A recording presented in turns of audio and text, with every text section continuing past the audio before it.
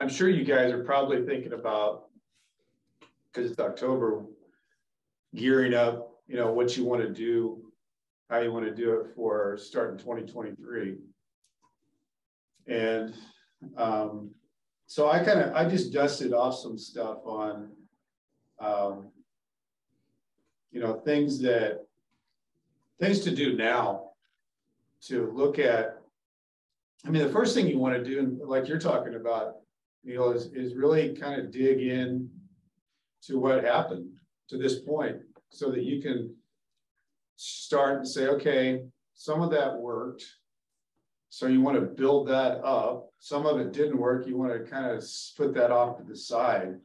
And, I think some of the numbers are harder to dig into because, if you really want to figure out, okay, what do I need to do for the first quarter of 2023? One of the things that I think is a number that you kind of got to get your arms around is, okay, I want this many transactions, in the first quarter, buyer, seller. And then, that's not an easy number to get to because you have to back into it. You have to say, okay, I want to, because really what it comes into is, hey, Larry, how you doing? You hear us? How are you? Yeah, we were just talking about, being hitting up here in the fourth quarter. You start thinking about what's going to happen in 2023, the first quarter, and how do you bolt out of the gates the way you want to. And one of the things I was saying, Larry, is it's not an easy thing. A lot of things, dusting off and looking at, what do you want to accomplish? So you've got to first go in and say, okay, of what I'm doing, what do I need to make? What amount of money do I need to make? That's so you start from that because, I always think you've got to break this thing down. You got to eat the elephant one piece at a time. So I need to make so much in a year. So that means I need to make so much in a quarter. And that means I need to make so much in a month. But by doing that, that's not a real easy number to get to because you need to figure out, okay, what does that mean? And the only way to get to it is look back at your numbers this year and say, okay, how many appointments did I need to make to get to a listing presentation? And then that was a transaction. Was there 2 of those in a month? Did I have how many buyer consult? How many people did I have to contact to get a buyer consult? And from the buyer consult, how many of those ended up into a transaction? That's really how you can get to understanding why you're even contacting these people. Because let's just say that it takes you 7, let's just play with just stupid numbers. It takes you 8 contacts to get a buyer consult. And that's just, doing the stuff that you do, reach out, comment on Facebook or do however the notes you send out or whatever marketing you do, making phone calls, checking in, giving them a real estate review, whatever those things are. How many of those things end up to either getting you in front of, because the other piece that you got to look at while you're looking at that is from those contacts, how many of those reverted back into a referral? Because those branch out like that, right? So you've got this actually is somebody that says, yes, I want to do business with you and I'm wanting to buy or sell. This one says, hey, Larry, I know this Neil guy that their kid, they just had a 4th kid. They're looking to they got to get a bigger house. You might want to contact them. So you have to figure out, okay, from those, how many of those people did you get that last, 9 months, 10 months? They gave you referrals. Because once you size that down, you want to put those people in a different basket of people that are giving you referrals, because that's an engine all to itself, because you want to do something different when you communicate with those people and reward them in a different way than I'm just contacting you. Those people are actually really part of your business. Those people are actually, hold on a second, I'm gonna put somebody else in here. So, you know, I know, Neil, you and I have talked about this stuff with business planning before. It's not easy, but it's really by far the most valuable thing you're going to do to get yourself set up for the first quarter, because the only way that you can really get into systems and processes of doing something that builds your business is to understand your numbers. What gets you to a transaction? How many times at the plate do I need to be to get a listing? How many times at the plate do I need to get a buyer? And that is the ugly, dirty, filthy part of our numbers, right? Because that's not fun. I mean, that's going back in. But what you were saying, Neil, is if you have a spreadsheet, of course, that makes it a little bit easier, because then you can go back in and create something each time you do something and put those in different categories so you can actually go right to it. And then you have a running scoreboard. If you have a running scoreboard, then you're playing the game all the time. You're playing the game during the day, the week, the month, and there's all kinds of things that you can do to adjust or tweak while you're going along. That's kind of the advanced version, because where we're at right now is you got to also get into the right mindset to even do it. I ran across something. I was just looking through my old notes, and there's this thing, I don't even know where I found it, but I used it on one of our training things. But I think it's really good because we don't even think of how we think sometimes, but I thought this was really good. It's just a quick exercise of your mindset. Your I can't mindset versus I can mindset. And I keep this off to the side of my desk because it's something that I need to do all the time. So the I can't mindset is I give up versus I'll try something different. I can't mindset is I failed versus mistakes help me learn.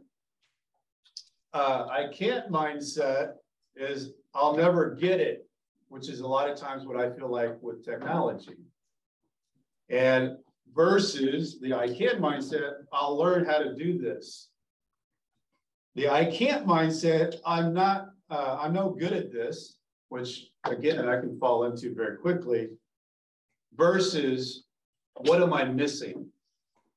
Because there's always a solution. It's just, you got to spend the time to figure that out. The I can't mindset, this is too hard, versus this may take some time. And the last one is, I can't mindset is, I can't do this, versus I don't know how to do this yet. And the reason I bring that up is I think that this kind of needs to be something that's like set aside when you're doing your plan, because it's very frustrating to go back and look at and find the numbers that you're looking for and creating a plan that is something that you use. A lot of these people will create those, I mean, I'll show you here, like there's so many business plans that I look at and they're like, we've got our own. This is our Remix Gold one. And then you've got this fancy Ninja one. And then there's some other ones that you can, those are fine, but most importantly, you've got to, and one of the things that we used, I think it was like in the summertime, Kay had a, here it is right here, it's right in front of me. Income activity goals. And I like it because it's so simple. It's got it's really like you would like this, you know, it's like a spreadsheet because you enter in your income goal, your average price per sale, average commission split, average commission, number of closings from sales made, number of closings from listings sold, number of listings that sell, number of sales that failed, number of failed contracts, number of listing appointments to get a listing, which is what we were just talking about, number of buyer showings to get a contract. And here's the goals: number of contracts closed, number of contracts written, listings must take, listings must close, buyer contracts must write, buyer sides must close, listing appointments and showings. And it breaks all this out, and you can kind of fill in and even break it down to how you did during the year, of what percentages those were, and what you know that as you go through the year, how your business flows. If you guys want this, I can't remember when we sent this out, but I can send this out to you guys because it's something that Kay uses that, and then over here to the side, you fill in all the pieces of what you need to do to accomplish these things over here. I like this one just because it's very action oriented. You know, you look at your numbers of what happened last year. You get a good grip on what we talked about at the beginning, and that is how many swings at the plate does it get me to a buyer? How many swings at the plate does it get me to a buyer close? How many swings at the plate does it get me to a listing? How many swings at the plate does it get me to a transaction close? And I think the other thing that's good about that, and I don't know about you guys, but making calls to people or texting people or reaching out to people is sometimes a real effort. I mean, it's like, I don't want to do that. It's not fun. I'm blocking time out and I'm finding other things to do because I don't like doing it. I think once you have that number, that let's say it's 6, it takes you 6 contacts to get to a buyer. Each time you're making that contact, you know you're getting, this is my 4th contact. I've only got 2 more contacts and I'm in my average to get a hit on a buyer. Same thing with a listing. It takes you maybe 3 or 4 contacts or whatever to get to a listing. You know that on your 3rd or 4th contact that you're doing that, this is your scoreboard that you're actually engaged in, that each one of these each one of these calls or each one of these touches creates that score number for you. So you know each time you're doing that, it actually means something. Instead of it just being the big, I always use the analogy, you know, on the football field, you know, you've got 80,000 people packed into a football stadium, and you go and you get your beer and your food and you sit down and everybody's excited, and you look out and you got both teams on the sidelines, and you look up and the teams get out on the field and they don't turn the scoreboard on or the clock. Not only that, this game starts and you don't know if it's a 1st down, a 2nd down, a 3rd down, or a 4th down. They're just running. So that's kind of analogous of us just getting up in the morning and just running. And first of all, you can wear out pretty quick, either as a spectator or a person who's participating, because there's different plays you're going to run, right?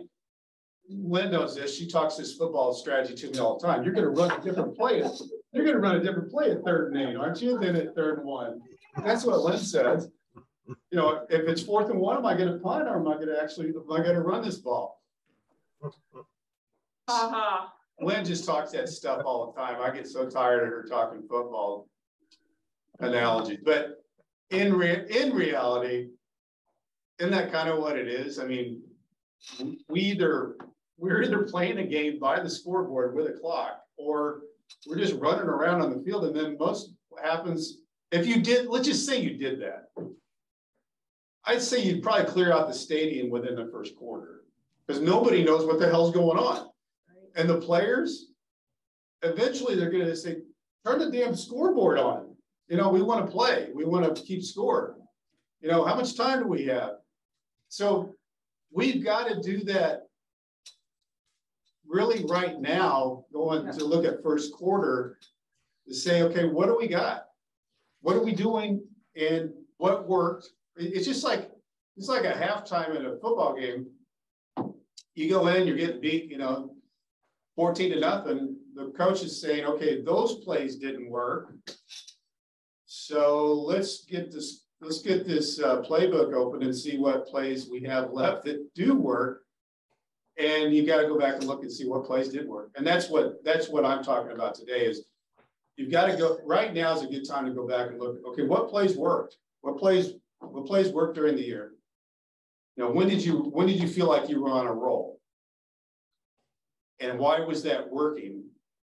And then how can you inject that into a process or a system so that you can do that more times than the plays that don't work? Because there's a lot of times you get on doing marketing or whatever you're doing and you are running plays that don't work and you don't realize it until you're like 8 months into the year and like holy shit, I just spent a bunch of money on that and I didn't get anything back from it. So it's a good time to look at that because you don't want to do that again. You want to do the stuff in the column that you liked. Does that make sense to you guys? Now, one question here is, if you're looking at, because I was always a big one with what did I do last year and breaking it down, and ultimately it broke it down to how many phone calls you need to make for an appointment, right? How many appointments you needed to do to get either a listing or a sale, what have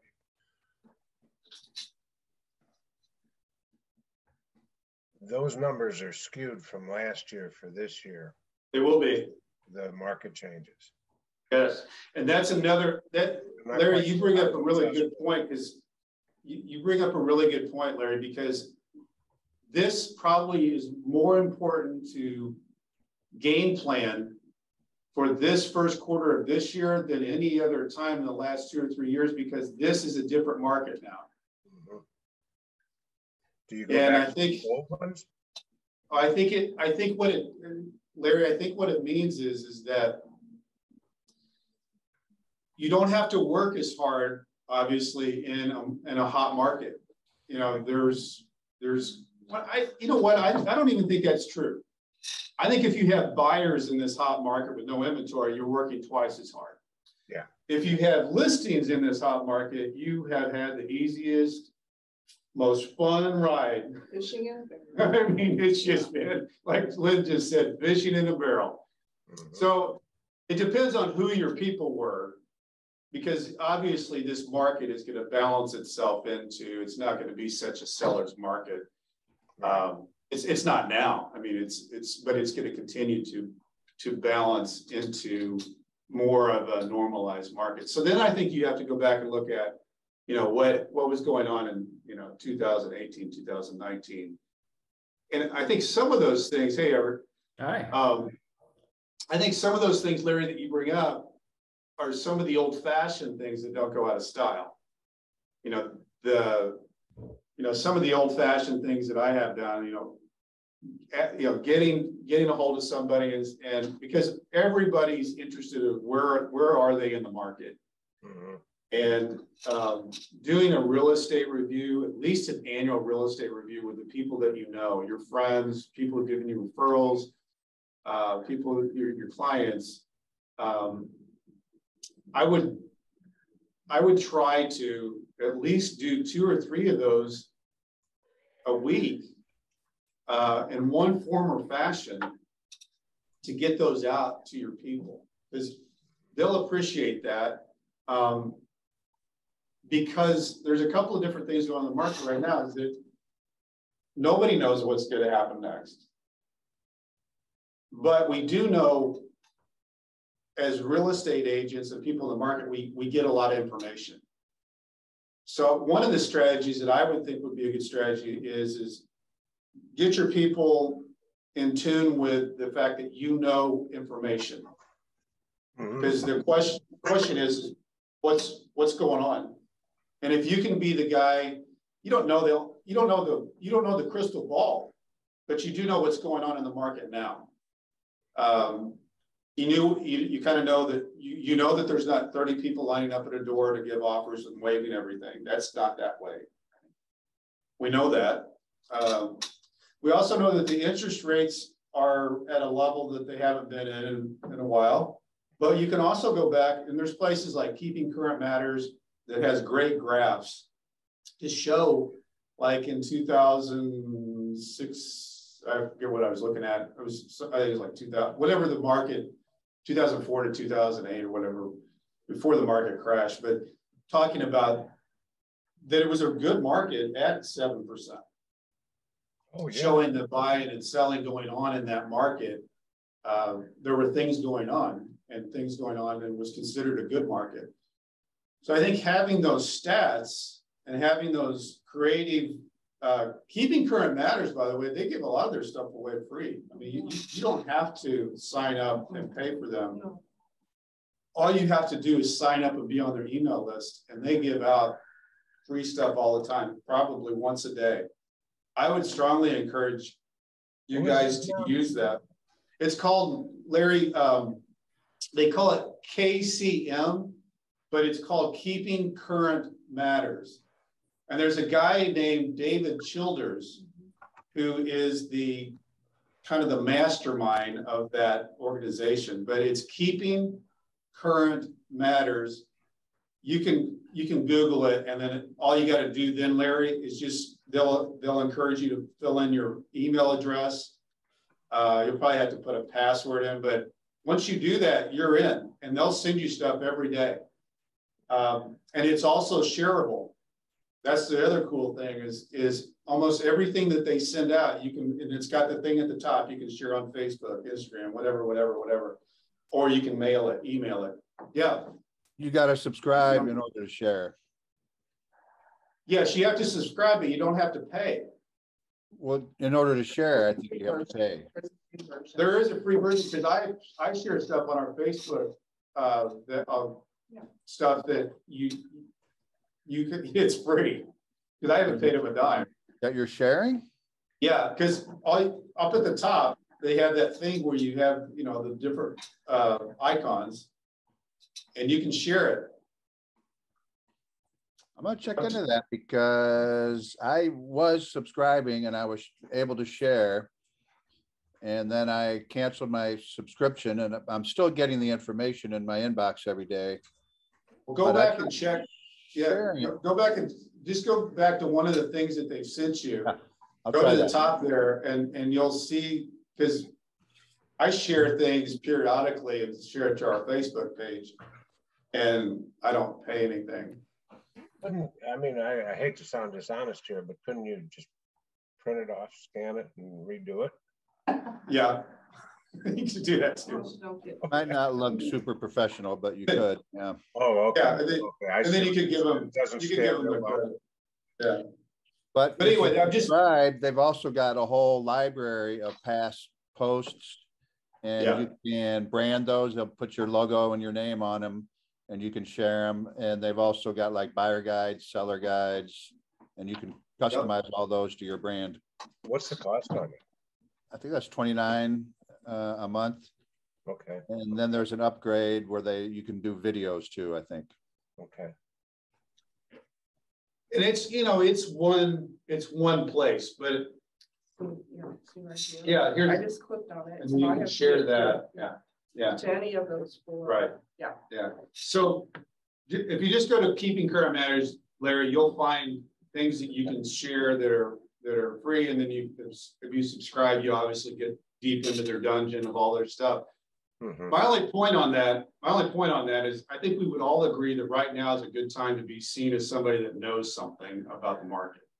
Mm-hmm. And I think that's a good way to roll into the first of the year to get yourself set up for the hot market that usually ends up in the springtime.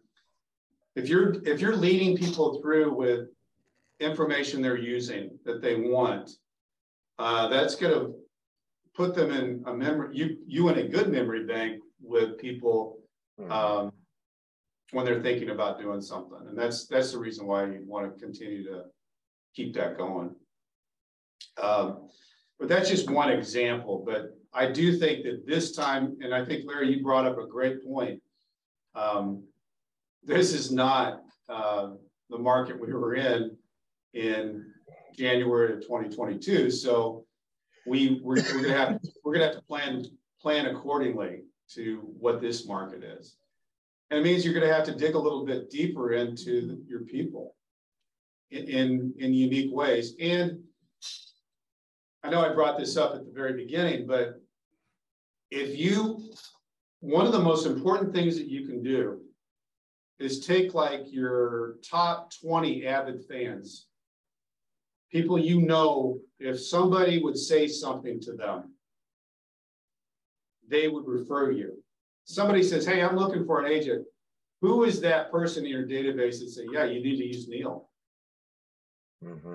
Those people you need to get really close to in this market, because those are like going to be like gold in a tighter market.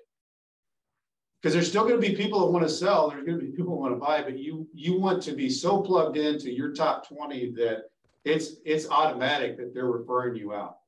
It's automatic that they're saying, hey, get a hold of Larry. He knows what's going on. He'll get you over the goal line. And how you do that? Well, I tell you, that's the magic sauce there, the secret sauce. But I do think it's the old-fashioned stuff. Calling them, asking them how they're doing. You know, Ford. Yeah, Ford. Yeah, and, those just, you know, we used to call it in my old company, family, home, and activity, the FHA. But it's, you know, you see stuff, you know, they post stuff on their Instagram or Facebook or whatever, you know, talk to them about it. And that can lead into whatever discussion. But, you know, like Len has, you know, Popeyes, and it's fall, and if you do something kind of creative. So there's a lot right now. Yeah. Anyway, those are marketing wise. I think the #1 priority is to be at the top of the food chain of the person who is the go-to person that's giving them information about the market, whether it's good news or bad news. You know, we don't want to be the people that are just Pollyanna saying everything's great, because that's not true. But there are nuggets of wisdom that we can give out that help you in the market as the agent. Brent, don't you think there's sellers right now that want to sell this summer because they didn't have a place to move to? Yeah. That might, yeah, come a 180 now. Like, wow, maybe this is a good time to sell. Yeah, no, I mean, I think, the encouraging thing, we're saying it's not all good news, but because the inventory is still, I mean, it's less of a seller's market, but the prices in our market haven't been, like, you're seeing prices get depressed, like in the hot electric markets, like Texas and Florida, Arizona, those markets that were just in the stratosphere. But in the market that we're in Missouri, you're seeing the tightening of the seller just not having as much leverage, but they're not decreasing the price of the property. Some of them are, but not an overall percentage. So if you list your house, you're still going to get a good price for your house. For sure. Yeah. According to that thing with SNAR, they're still popping up a little bit. A little bit. I think what I saw, Larry, was that they still predict, you know, we've been looking at 20% and those numbers here in the last 2 years. They're still looking at 2 or 3%. Right. On the uptick, not downtick. So it's still an appreciating market. So that's something that somebody who's thinking about listing, they need to know that information. Yeah. You know, we get it from all kinds of different angles because we're trying to always find out, but they don't know that. But that's found news for them. Yeah. So I would, you know, what I would do is you know, the first tackle always is the ugly, get in the dirt, get in the mud, and figure out what your numbers are. So you kind of have an idea of what activities do I need to do to make this money. That's like the base, your foundation of, I want to make X amount of dollars, so I have to do this amount of activities. And if you can get to that number, then you flip into what we're talking about now, the marketing piece. To make this many contacts, what do I need to do to market myself in this market to fit and evolve to what people are wanting to hear. What they're wanting to hear now is much different than what they were wanting to hear in June or May. Yeah, Neil, you're on mute, Neil. Do you happen to have any industry averages that we can use to help with that, figuring that out? Like, you know, this many appointments, industry average converts to so many appointments, and so many appointments. Yeah, so many deals. Yeah, you know, one of the things I looked at, because another guy that I follow, you know, because he sends 1,000 things a day, is Tom Ferry. And one of the things, he talking about eating the elephant one bite at a time, he talks about his company has helped over 35,000 agents. And he says, here's what I learned about the activity. And this is an average. This is on average, it takes over 50 conversations to close one deal. Could be better if you have a book of referrals. So, you know, maybe it takes 20 if you're a big referral person. So, you know, that's kind of a moving target. 50 if you're just trying to make it happen. That sounds like a lot, doesn't it? Okay, so let's keep eating this elephant. Okay, so let's say that you want to do 36 transactions for the year. Okay, take 36 transactions times 500 times 500 times 50 conversations. That's 1,800 people you have to talk to. Now that number even sounds bigger, doesn't it? That's like, oh my God, that's too big. All right, so let's break it down. Okay, so you break it down, you factor in seasonal, and let's just say we go 10 months because you take a couple of months off like some agents do, and because you've done what you want to do. So 1,800 divided by 10 is 180 people a month to talk to. And you can do these numbers differently if you're working 12 months out of it. Still too big? Yeah, it sounds like a lot of people. Okay, now you take 180 people and divide it by 20 equals 9. 9 people to talk to in a day, 20 meaning 5 days a week, meaning 20 days. 9 people a day to talk to. So you keep it a round number to make it easier. That's 10 people. 10 people a day to talk to. And then what he says as you go deeper into this is the 10 people can be people you're talking to on Facebook, or you're talking, you know, it's not just an out and out phone call that you're saying, hey, I'm desperate for your business, which you would never make that phone call, but I'm making the phone call that I'm trying to make contact with you. But it really comes down to one way or another. If you want to contact 1,800 people in a month, that's really 9 people a day. That's doable if you have that as a factor of what you need. And in his grand world of 35,000 agents that all of his coaches are helping, they're saying that one way or the other, it's taking in their grand average 50 conversations for creating a transaction. But if you break it down into 9 people a day, that starts to be something that becomes something you can manage. That's even something you can just block out time on and say, you know, from 10 to lunchtime at noon, I'm going to contact so many people. I'm going to contact some people on real estate reviews. I'm going to contact my top 20 referral people and give them a gift card to Starbucks or whatever, because they're such great people. Real estate, did I say real estate review? Whatever. However you contact these people, if you do that on a daily basis, then you start getting these numbers that turn into transactions, which reverts us back to, Neil, what we were originally talking about. Your numbers could be skewed differently because you might have more people that are handing you names, but that's the thing you got to dig into to find your number. You know, your number could be 15 or 20. Could be 30, could be 40, whatever it is. But then you can keep biting off the elephant to get to your daily number. Because really what you've got to get to is a daily number. And once you get to the daily number, then you can put processes in place to get to that. Does that make sense? Yeah, I just think it'd be useful to know what the industry averages are. It's just as a place to start, for me, I don't have a whole lot of transactions, so. Right. It's hard to know what a conversion rate would be for me. Could you go back, how do you track, Neil, your contacts, like contacting people to transactions? For like cold contact? Just like in a given month, do you know, like, I helped a buyer and I got a seller. And then how many touches did I do to get? I don't have that. No.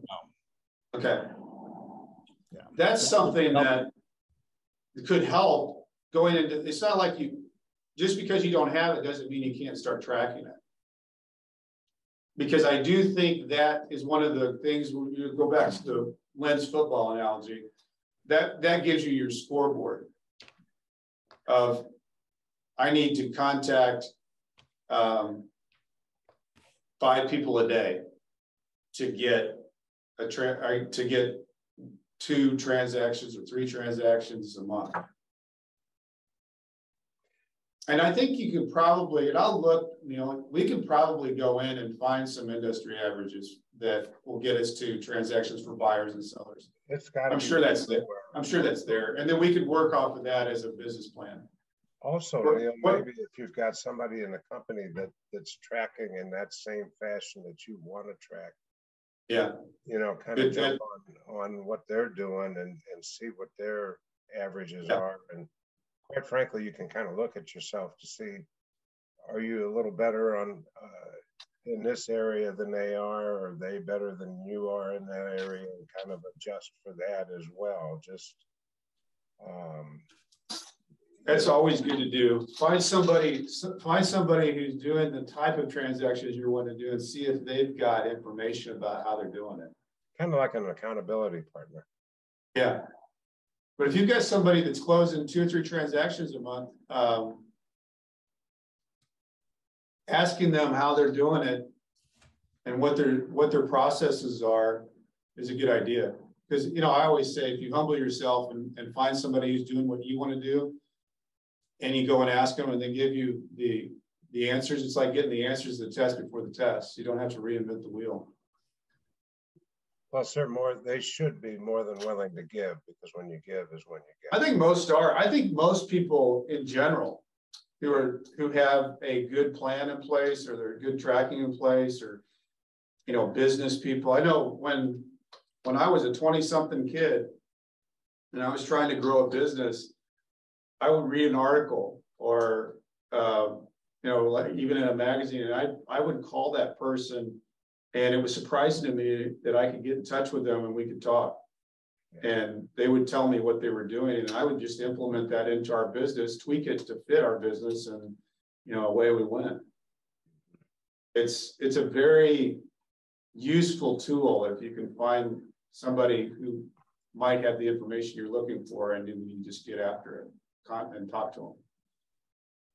And we've got people, that are in our company that have systems and processes. I'm sure that gets them to their numbers. We'll work on that, Neil. Sure. We'll plug back in, Neil, and build that in. Because I think it's important to have I think, Neil, especially, I know the way you're buying things. If you know what that number is, then you'll plug that in, and that becomes part of just what you do, because that becomes Neil's column. It fits, and that's important to have. Well, I think it'd give everybody here a good place to start when you're doing that formula that you have right there. Yeah, you kind of need to know what those conversion rates are. Yeah, you're cranking up those Excel spreadsheets. Yeah, that's what Neil likes, and those spreadsheets are absolutely wonderful, because you can go in and get where you want to get to. Yeah. But I just wanted to kind of dust off the ideas today of, okay, we are where we are. There's no way of getting around it. We're in the middle of October, and I can't believe we're in the middle of October, but here we are. And I think Larry brought up a very good point. This is a little bit different planning going into this year because it is not like last year, not like the year we're coming out of. So looking at your numbers is one thing, but also looking at your numbers, knowing that the market's changed, and then how will you develop a process system to fit this market. And a lot of that stuff's getting back to just old-fashioned stuff that just always works. Some things never go out of style. You know, going back to the Ninja stuff, you know, that thing where, you know, I think it's called the Ninja 9, or where you, one of the things is that you write, is it two personal notes? 2 personal notes. Yeah. Everett's good at that. Yeah, and those things all kind of add up on each other. That's an old-fashioned column. So it's like when whenever we get together and we break out the old-fashioned stuff, the automated stuff, and your social empire. Most of everything you do fits into those 3 columns. What's the old-fashioned stuff that works? Joe, you just did it. Use Joe as an example.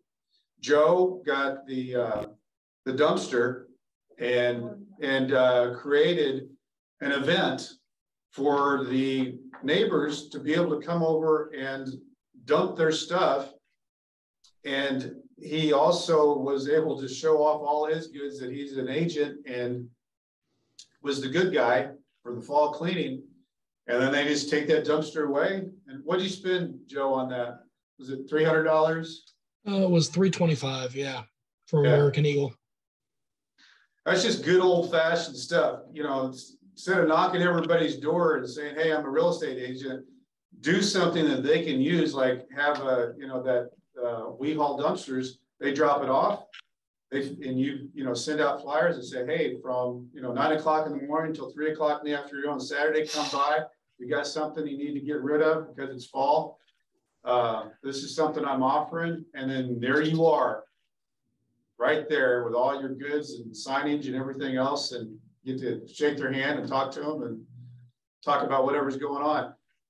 That's an easy one. But think, when you're planning your thing out, it's like when we do this, and I think I've done this with everybody, maybe not Larry, but whiteboard out what's all the old-fashioned things I can do, and just start thinking of things.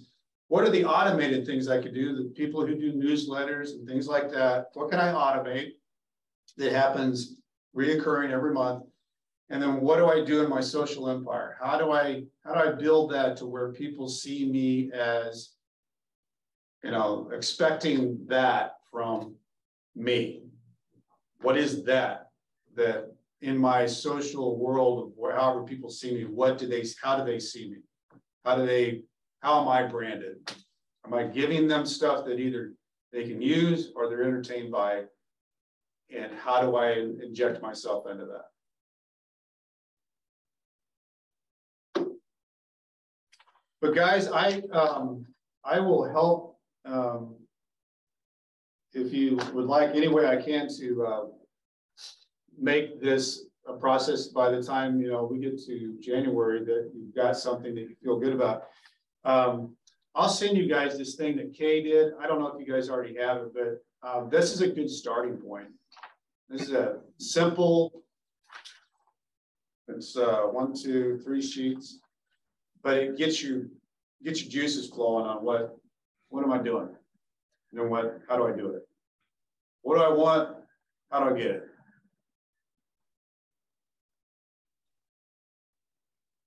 Anything else, guys, you can think of? Yeah, Neil, you're on mute. Sorry, I did just share a thing from Keeping Current Matters. So you're right about that. For some reason, I had thought that once I paused my subscription, I would not be able to share. But still I can share. So I'm glad you mentioned that. Yeah, and bringing up Neil, I thought you mentioned something yesterday that I thought was good, especially this time of year. Neil's retaking his headshot, but he's including his dog Stan. Oh, nice. Which is smart, because that kind of goes into what I'm talking about with the feel good branding, all those things.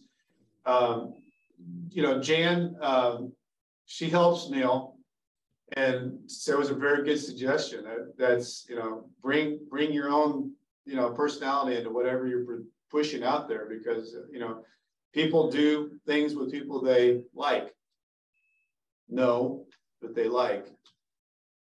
So it's always good to look at, okay, what am I putting out? Is that something that they're gonna use, something that's gonna entertain them, and how does it make them feel about me?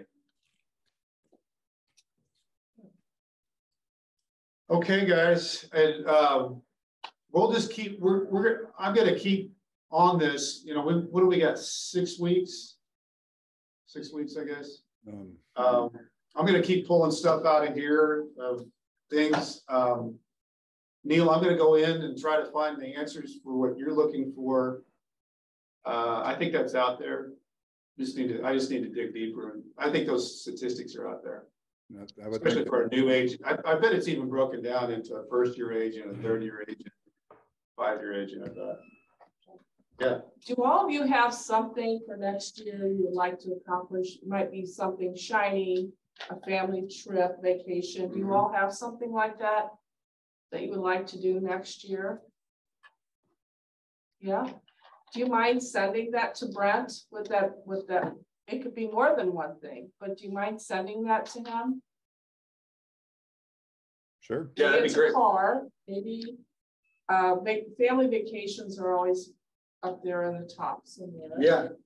Well, and when it's funny, that's one of my things here is, you know, when you start this, it's important to know what is your why. Yeah. You know, why are you doing this? Why? Yeah. you gotta make the money and then burn it. Probably not. You probably want to make money and do something with it.